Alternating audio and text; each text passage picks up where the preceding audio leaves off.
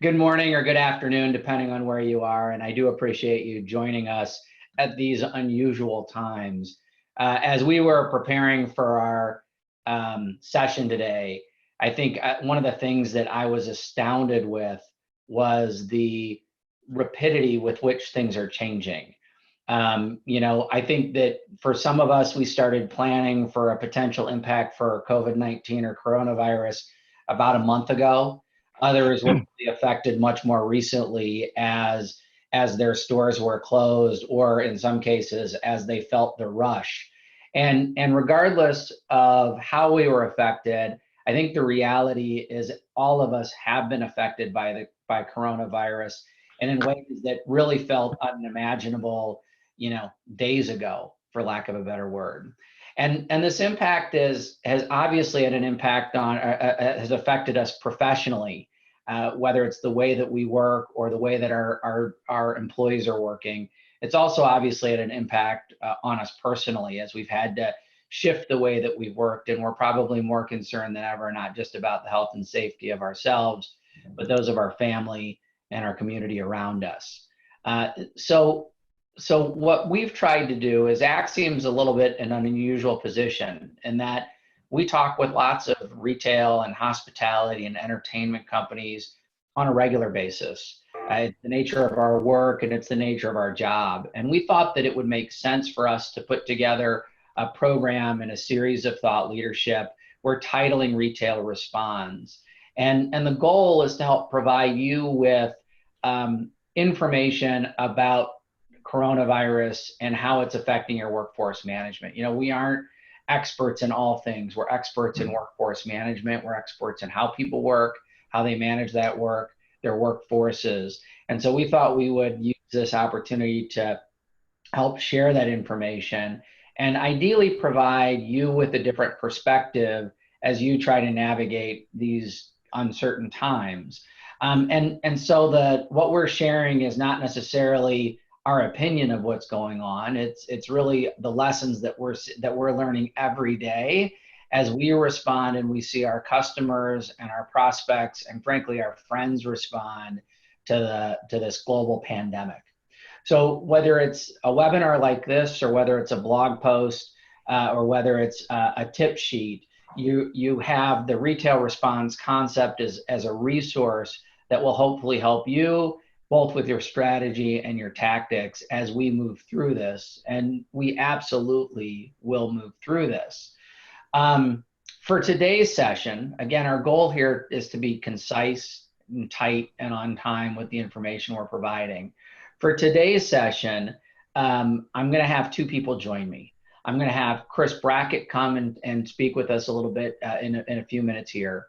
For those that haven't had a chance to meet Chris before, Chris is our Vice President of Sales. And I know some people may groan and go, oh my gosh, we don't need to hear from a sales guy.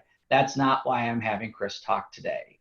Chris is a workforce management expert. Chris started his career as a frontline manager of people. He ended up moving into workforce management consulting and actually delivered projects for many, many years. And that's how I first met Chris. It was in that role. Chris came to Axsium and helped us do business development, and he was so gosh darn good at it, we made him Vice President of Sales. So I think Chris brings a very interesting perspective, and Chris spends a lot of time talking with our retail customer executives, whether that's VP level folks or director level folks. He talks to people that are really managing the workforce management systems and processes, much like you probably are today as well. So I think he brings a great perspective. The second perspective I'm going to bring in today comes from Robin Merritt. If you haven't had a chance to meet with Robin was a retailer through and through. She built her career at companies like The Gap and Ralph Lauren and Brooks Brothers. She then made the pivot, like a lot of us have, and moved into the consulting world, where she grew as a consultant before coming to Axsium, where she's our Vice President of Global Delivery. So Robin has a very broad view, and really our conversation today is intended to be a broad view. While I'm American and Robin's American, as you can tell by her Texan accent in here in a minute, and Chris is an American, the reality is that we operate and we oversee a number of different regions of the world for us. Our company is based in Toronto. We've got offices in the UK that serves Europe, and we have offices in Australia that serve Asia. And this is a global pandemic. We're seeing everybody respond globally, and we're going to provide a little bit of that perspective as we get through our content today.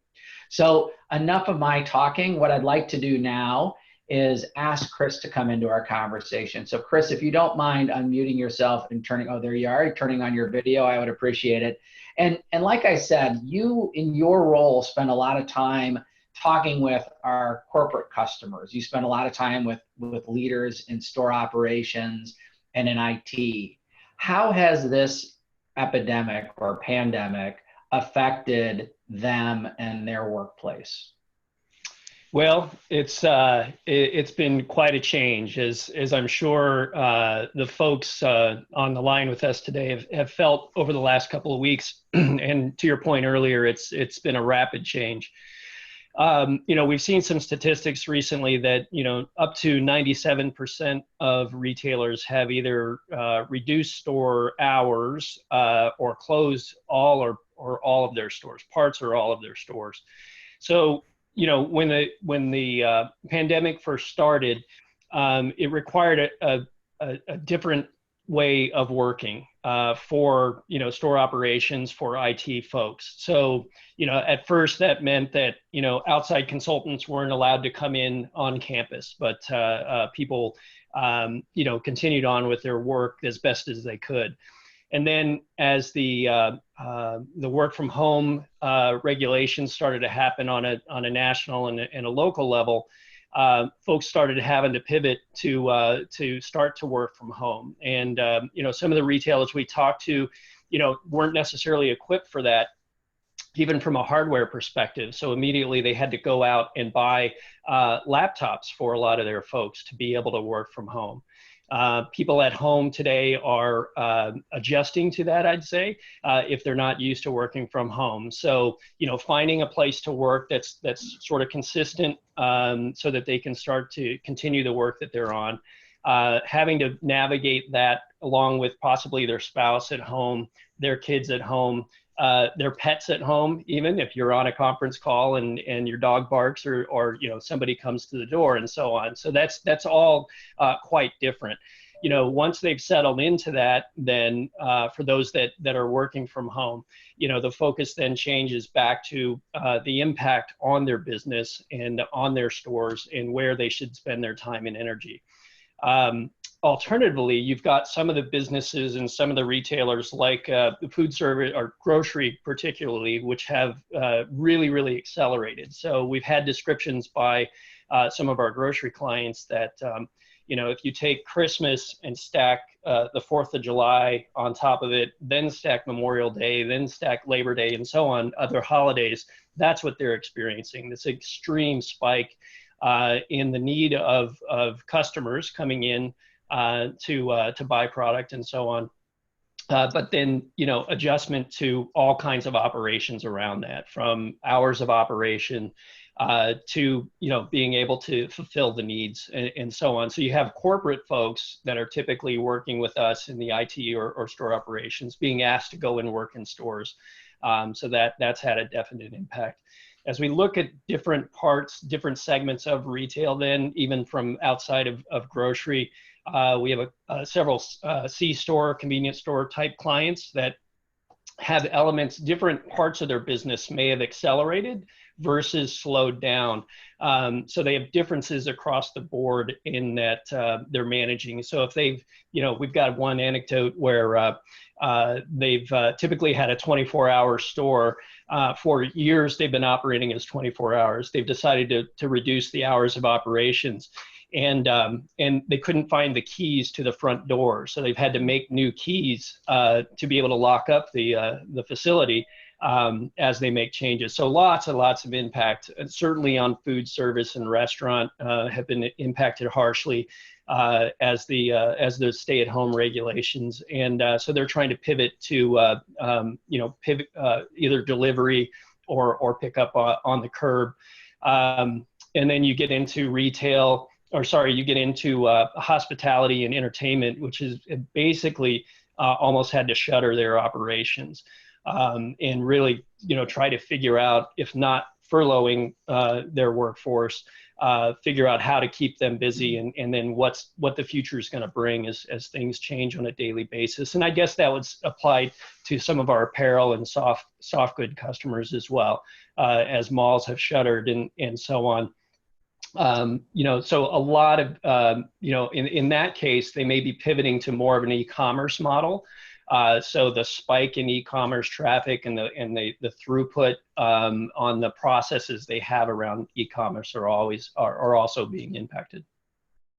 Yeah, I think those are great points. I mean, when we look at retail and hospitality as a whole right now, it really does feel like it's a case of the have and the have-nots in some ways, right? On the have side, we've got grocery and hardware stores and C stores that are seeing a surge in business, and there's questions as to, hey, how long is that surge going to last? And there's some indications it's going to last for some time, even as people stop hoarding.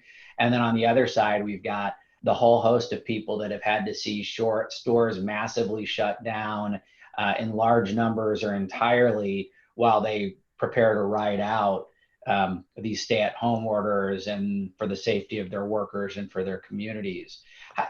I guess we've talked about how the impact is having on business, and while we see some of that in the headlines, what sort of impact is this having on workforce management projects? Are people continuing forward, and if so, in what way? Or what's going on with workforce management initiatives? Yeah, the initiatives, again, to your point, there's a bit of have and have not, and certainly there's not a one size fits all.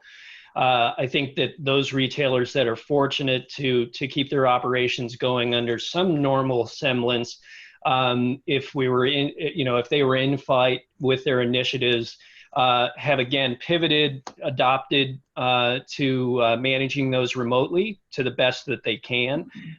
Certainly, if they're getting to stages for pilots in stores and so on, there's going to be adjustments to schedules and even some delays overall. I think the pivot as well to the change in operations, certainly around e-commerce and so on. They're trying to figure out how to manage that and how to account for it essentially from a workforce management perspective, either from scheduling. I mentioned the change in hours of operations and so on. So you're seeing some change in scope, if you will, or change of focus around workforce management. And then certainly we're seeing some cancellations and delays as folks try to figure out what the near or longer term strategies are and have to pause operations. Well, and I think that what we're also seeing, and we'll get more into this specifically later on, but there's actually a lot of changes and reconfiguration that's going on to workforce management systems as organizations need to track time differently for the purposes of potentially government help or simply to track time differently. And we'll talk a little bit more about that as we get into it. But I'd like to ask Robin to unmute herself and to turn on her video and to help give a little bit of a different perspective and talk about kind of what's happening in the stores or in the workplace and what's happening to the frontline workforce right now. Thanks, Bob, and thanks, Chris. This is such a changing time for us every hour of the day, right? So some of the things that are very much impacting frontline workers are for the stores and the industries that are open to the public as essential businesses. Think about the safety that's changed. Think about new terms that we just came to know, social distancing. Those have changed the way in which the flow of traffic happens inside the stores and how frontline workers are associating or working with the customers that are coming in. So what we think is a now initiative or a now process is actually going to end up being also part of your future processes. So you're going to have to start thinking about how you are incorporating the changes of the quote now world. So for instance, in my local CVS, and I know they're doing this everywhere, and the initiative is literally helping people to understand what does 6 feet mean by putting arrows inside the line for line management so that you can clearly stay apart and have the social distancing. When you get to the checkout, now transactions, think about that. All of a sudden, I'm touching the keyboard and the transaction pad. How do I now set up the front end in a very quick moment right now on transactional or the active transactions without touching everything? So you see plexiglass going up, you see plastic going up. They're making it work right now. That's also going to be the future. So when we come out of this, and we will, guys, we all know we're coming out on the other side, and we'll come out very strong. When we do, how are these new processes going to be put into place? How does that affect your labor? What's the new model look like? There's so many things that we're working on right now for the health and safety of customers and employees that will actually go into the future of your model and your process. Self-checkout. So remember, we had self-checkout. It's been around for many years, and it's kind of gone by the wayside because the functionality was either slow, hard to use. It was always having something to happen. How does that change for the future? Because self-checkout is going to be more predominant than you've ever seen. You know, Bob, also, one of the things that's happening with our frontline workers is that they're working jobs they've not really worked in their role at their companies. So for grocers or warehouse or even office supply stores or hardware stores, healthcare, you know, those that are open and really interacting with the collect. That was a small piece of most of our grocers and retailers in the past. It's enormous now. The delivery, what used to be you could go online today and you could get Instacart or your grocer to deliver in 2 hours, it's 6 days. So there's an amount of people coming on board. So there's new jobs that there's working. How do you onboard? How do you communicate? How do you make all of this happen and work together very fast? You know, the other part of this is thinking about the folks that are hiring right now. I think even in today's news, it popped up that Woolworths in Australia is hiring 20,000 people across their country of going to make a dramatic difference in helping with the unemployment rates, right? I looked up some other astonishing numbers, and I think I've got some. 7-Eleven is hiring 20,000 people. Albertsons is hiring 30,000. Amazon over 100,000. It goes on. And how do we hire those people, get them into jobs, and start working immediately? So communication to the employee, onboarding and training becomes different. You've got to find ways to mobily be able to do it, right? Meaning, is there a YouTube channel? Is there a communication platform? Is there a way that I do a training and walk you around the store, and I do it once, so every time I'm hiring those hundreds of thousands of people, the hiring now becomes very impactful.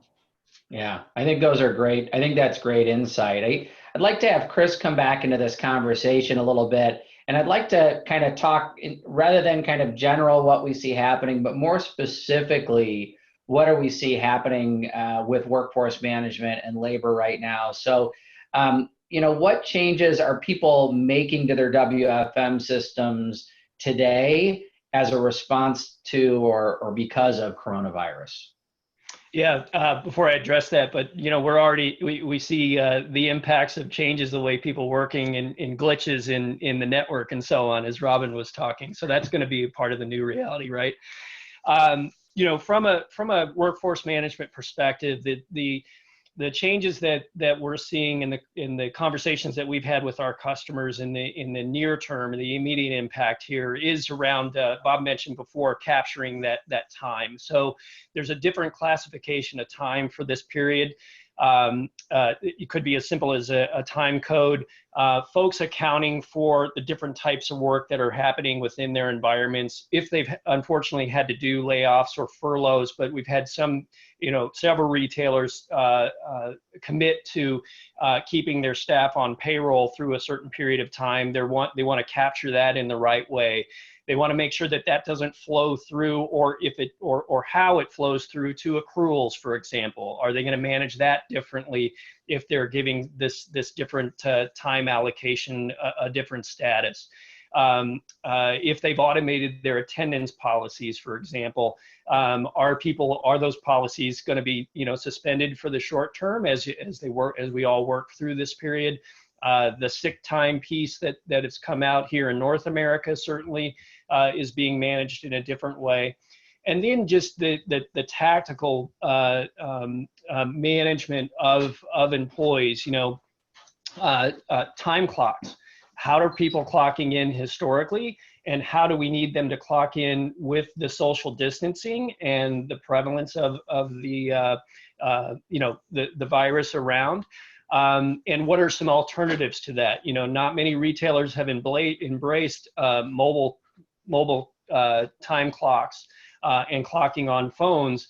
We're going to see that happen quickly, and we've already entertained some retailers pivoting to that quickly as well. So those are just a few examples of some of the tactical things. One thing I didn't mention is also reporting and analytics on all of this, because eventually there will be some of that, the stimulus packages coming through, and they want to account for this time in the proper manner to, be able to qualify for some of those things. Yeah, I think one of the things that's interesting, and I think Robin started touching on some of the changes that were going on within the stores as a result of coronavirus, like the plexiglass or the queue management pieces of it. You talking about the shift to mobile clocking so that people don't need to touch the time clock and don't need to be, to minimize or to maximize social distancing. It will be interesting to see how many of these things become part of our lives afterwards, right? Like, I think that once the genie's out of the bottle on some of these things, whether it's mobile clocking or whether it's plexiglass at the counter, it'll be interesting to see how these things stick. So let's ask Robin to step back in then. And Robin, if we've talked about what's going on from a workforce management perspective, how is this changing the work that people are doing? How is it changing the actual work that's happening? So I just want to make sure that I'm not lagging. Can you hear me okay? You're just fine. Okay, thanks. This is the greatness from working from home, right? So the actual work that the frontline employees are what's changing for them is, you think about something that Chris said, 24-hour stores that, you had your normal shifts and they came in and did what was their normal workload. So either I'm a cashier or I'm stocking, or now all of a sudden the hours have shortened for the amount of time that they're spending with customers. And you have this whole new idea of stocking the shelves, right? So that also is completely different. There are all new kinds of equipment that are being used. The stocking that used to happen, what is it, like 3 or 4 times a year, where it was massive, where you got 5 or 6 trucks, is now happening every day. The amount of products that are literally being put onto on the shelves have changed the way in which the type of work that's happening inside of the stores. So again, you have starting at the very beginning of health and safety. So there's all new ways of cleaning to keep both of our employees and our customers safe. So there's a whole new role that we've cleaned and we've been, very good at maintenance. This is at a different level. Now you have different ways of getting product to the shelves. No longer are you stocking mayonnaise, once a week. It's every day you're having to bring in new product. There's people that are being brought in that are being hired outside. If you look at some of these great ways that people are being hired and jobs that they're doing that they've never done before, how are we teaching them their new job of stocking or cashiering, or it's a brand new change for a lot of the frontline workers. I think you've seen everybody has an amazing can-do attitude, and they're really getting on the floors and making key differences. But don't forget, these are brand new roles for a lot of people. I think those are great points. And how do you think this is going to be affecting? We've been talking a lot about retailers that are booming and they're changing the way that they work. But how about those retailers that are struggling or that they've had to shut down their stores? How is it changing either what they're doing now or where they should be going when they reopen? I'll take I think it. that it was very interesting in the first. Oh, sorry, Chris. Go ahead. No, go ahead. Go ahead. I wasn't sure if I was lagging again.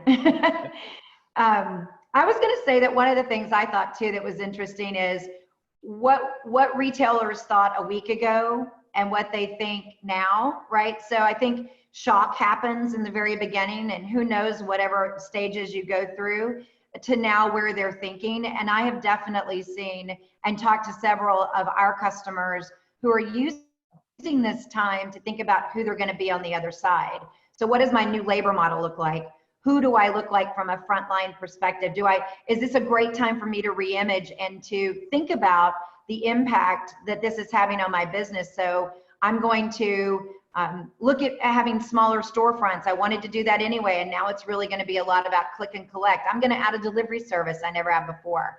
Healthcare is thinking differently as well, right? That's going to be a major impact of how we're going to interact when we start to work with our healthcare providers. So Chris, I know you've got some specifics on this too. Well, actually, I need to hop in here because we're just about out of time, and I want to be respectful of everybody's time here. So maybe we'll use that for this is a jumping off point for a future conversation. And I guess that's a really good point here, which is that our intent for Retail Responds is not for this to be a one-time thing. We've launched a website called Retail Responds. You can get to it by going to go.axiomgroup.com/retail-responds. And that URL will give a link to, or will give access to a recording of this session. So if you want to watch it again or share it with others, you're welcome to do so. Second, we're going to be including a number of blog posts that we already have up, and we'll be adding more over the coming weeks. And we'll also be providing key legislative updates around what's going on in your country and in your region. So please look at Retail Responds as being a reference for you. And I guess speaking of reference, we do want to get your take on how you, the value that you got out of the webinar today, and whether or not you would like to see us do more of these in the future. So if I could ask Luke to provide the poll up here right now, if you don't mind taking just a minute and providing us your thoughts in terms of how frequently you'd like to see this, the value you got out of this, etc., we would certainly appreciate it. We worked very quickly to get this one together, and we'll have a little bit more time in planning for our future webinars going forward as well. I think really our goal with the webinars, with the Retail Respond webinar, is to help provide, like I said, a different perspective and to provide other views of what's going on and how people are managing through the coronavirus as we've come together more as a community. And Axiom's always been a big believer in community and collaboration with our retail and hospitality customers. The last several years, we have run something called the Axsium Workforce Management Forum, which we do one in the UK and we do one in North America. Now, both of them are normally in the spring, and we've postponed them this year. We are rescheduling the North American one for September 30th and October 1st in New Orleans this year. We'll be sending out more information in the future, but if you are interested in attending, please email us at info@axiomgroup.com.